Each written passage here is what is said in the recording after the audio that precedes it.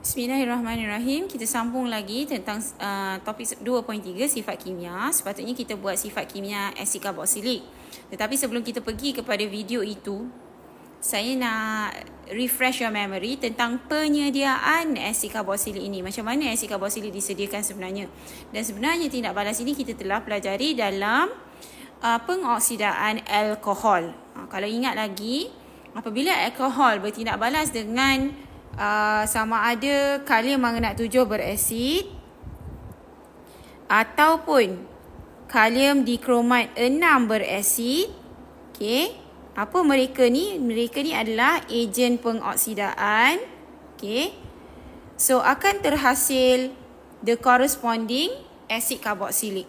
Maksudnya kalau alkohol tu adalah etanol, bila bertindak balas dengan kalium manganat 7 berasid contohnya, salah satu daripada ejen pengoksidaan ini, hasil kita adalah asid etanoik dan juga air. Okey, so saya nak refresh your memory macam mana sebenarnya mekanisme tindak balas ini berlaku. Okey, so kita akan keluarkan air. Okey, H dan juga salah satu daripada O pada ejen pengoksidaan ni kita jadikan air. Ini adalah cara nak supaya kita nampak macam mana hasil dia lah. Okay, so then kita copy balik ni. Nanti saya akan remove. Okay, saya akan remove H dengan H ni sebab dia dah bertindak balas jadi air tadi kan. Okay, lepas tu ikatan yang ini kita bawa naik atas dan kita masukkan O yang kedua daripada ejen pengoksidaan tu. Okay, so nampak tak? Kita gunakan etanol, kita tindak balaskan dengan ejen pengoksidaan. Okay, lepas tu kita akan hasilkan the corresponding asid karboksilik iaitu asid etanoik dan juga air. Okay, itu mekanisme dia. Macam mana berlaku.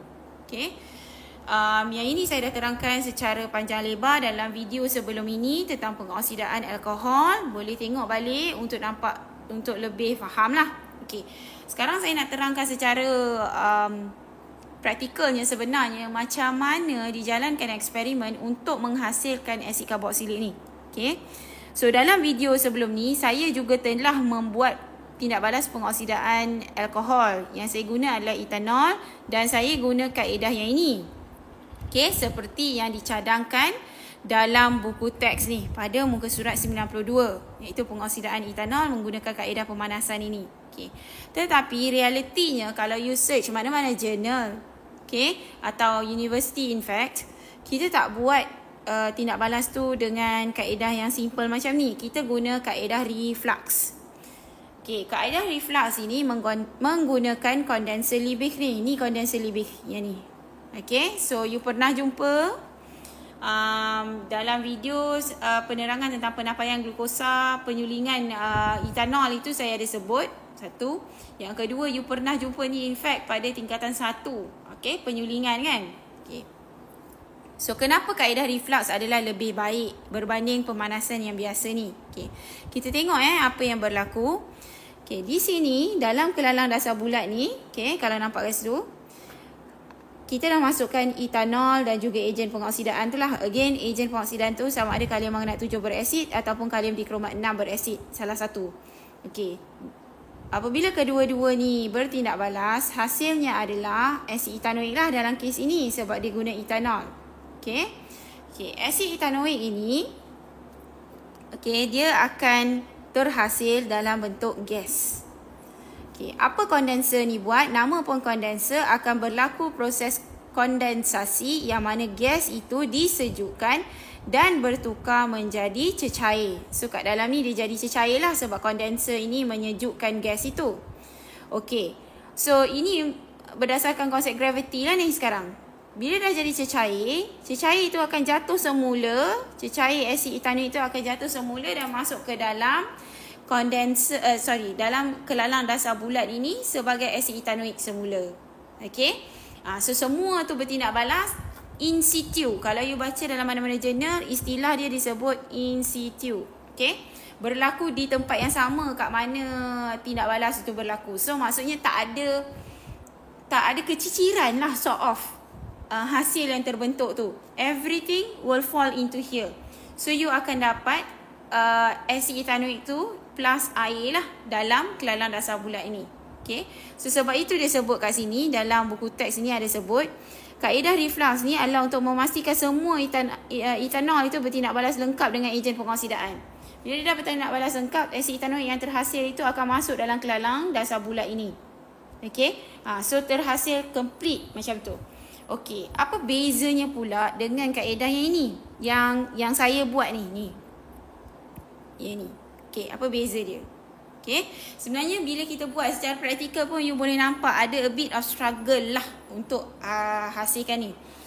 Okay. Yang berlaku kat sini adalah bila kita panaskan, okay, bila kita panaskan etanol dengan larutan kalium dikromat berasid ini, okay, etanol mudah meruap. Okay, etanol mudah meruap.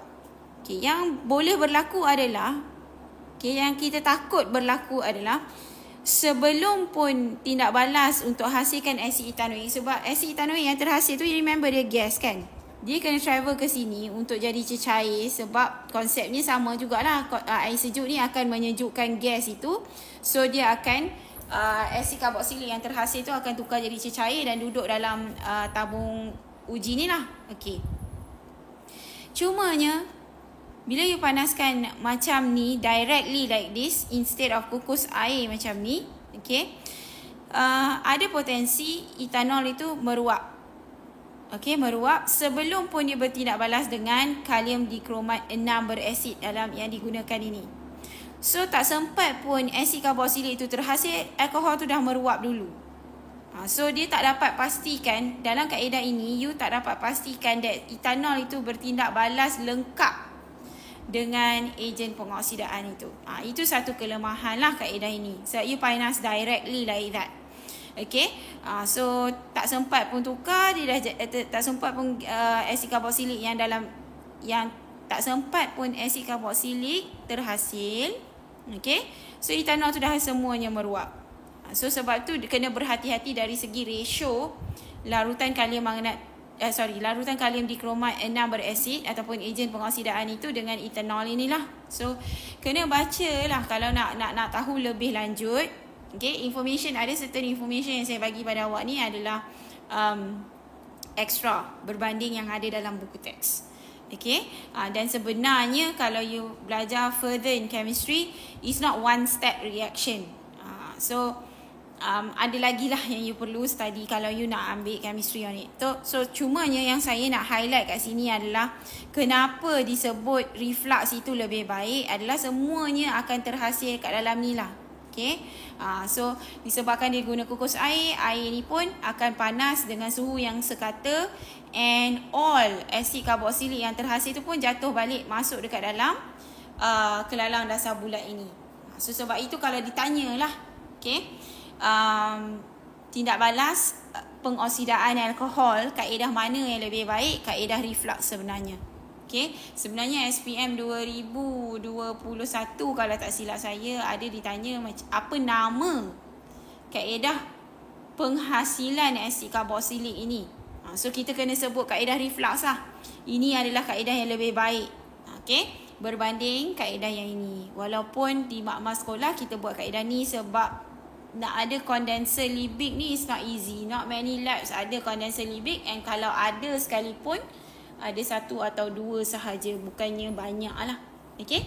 So saya dah terangkan macam mana penyediaan asid karboksilik. Yang penting you understand bahawa asid karboksilik ini terhasil daripada pengoksidaan alkohol. Okay, macam mana nak hasilkan asid karboksilik ni secara praktikal? Kita gunakanlah kaedah reflux yang lebih baik. Okay, so ini adalah kaedah reflux. Saya akan padam semua ni supaya you nampak dengan jelas. So macam mana rupa kaedah reflux itu. Mesti kena guna kondenser Liebig. Okay, so dalam video yang seterusnya kita akan tengok sifat kimia asid karboksilik yang you pun dah tahu sebab nama pun asid. So sifat kimia asid karboksilik sama sahaja macam asid mineral yang lain, contohnya asid hidroklorik, asid sulfurik, asid nitrik. Boleh refresh your memory dengan ulang kaji dulu bab 6 asid, base dan garam. Kat situ ada sifat kimia asid kan? Boleh tengok semula. Okey, sekian. Terima kasih.